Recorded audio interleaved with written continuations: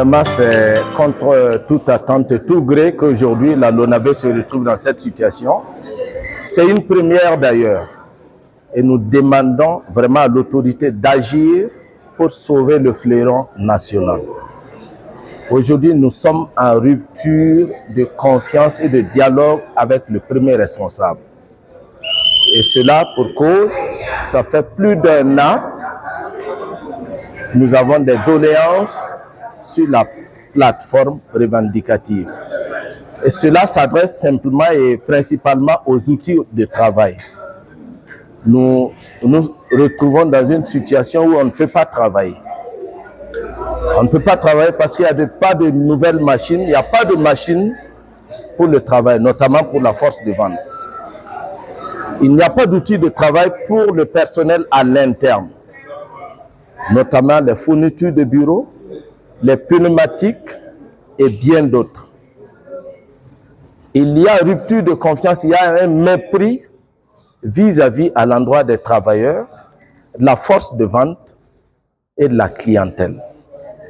Et aujourd'hui, nous sommes face à vous pour que vous puissiez relayer l'information et la bonne.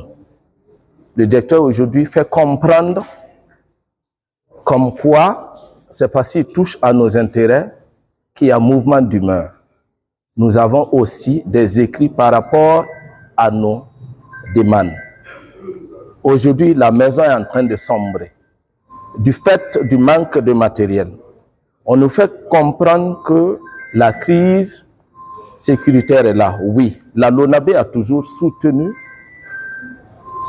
toutes les activités de l'État. Et c'est la première fois même qu'on soutient en faisant du bruit. C'est la première société actuellement et bien avant à soutenir l'État dans ses activités régaliennes. Et c'est la mission de la LONABE. Nous tenons à prendre à témoin l'opinion publique. Vous pouvez faire des sondages dans les points de vente pour voir quelle est la misère de la force de vente.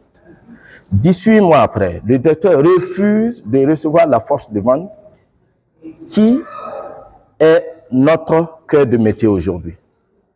En 2023, nous avons perdu 4 milliards, ce qui aurait pu apporter à l'État 600 millions directement en termes d'apport. Et cette année, 5 mois après, on est toujours dans cette même dynamique.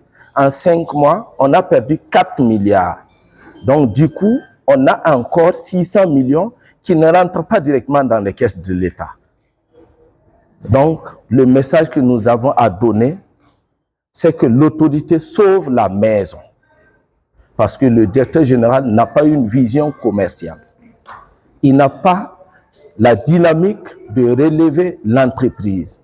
Nous demandons simplement à ce que l'autorité soit à notre écoute.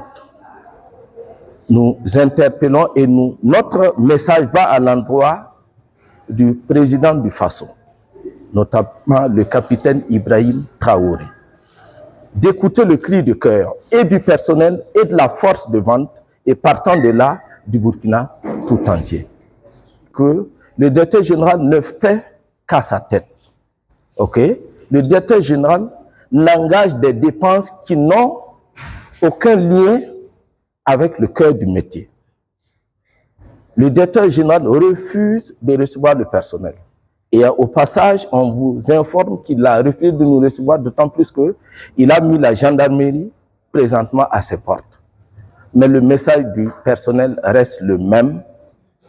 Nous avons fait plusieurs assemblées générales. On a informé à l'autorité, notamment notre hiérarchie directe, qui est le conseil d'administration. Elle a connaissance de tous nos problèmes. Mais il n'y a pas d'évolution. Donc, nous voulons simplement qu'on nous trouve un autre manager. Parce que le style de management qu'il a, c'est méprisant. Le directeur général méprise son personnel. C'est exactement le message qu'on pouvait passer. C'est le personnel qui fait de lui DG. OK? Et aujourd'hui, on ne pense pas que l'autorité aussi va se taire sur ce qui se passe. Si réellement l'autorité est là pour sauver la maison, on pense que quelque chose sera fait dans les délais assez raisonnables, les jours meilleurs. on nous fait comprendre autre chose. Mais nous aussi, on va communiquer pour donner la vérité sur ce qui se passe dans la vie.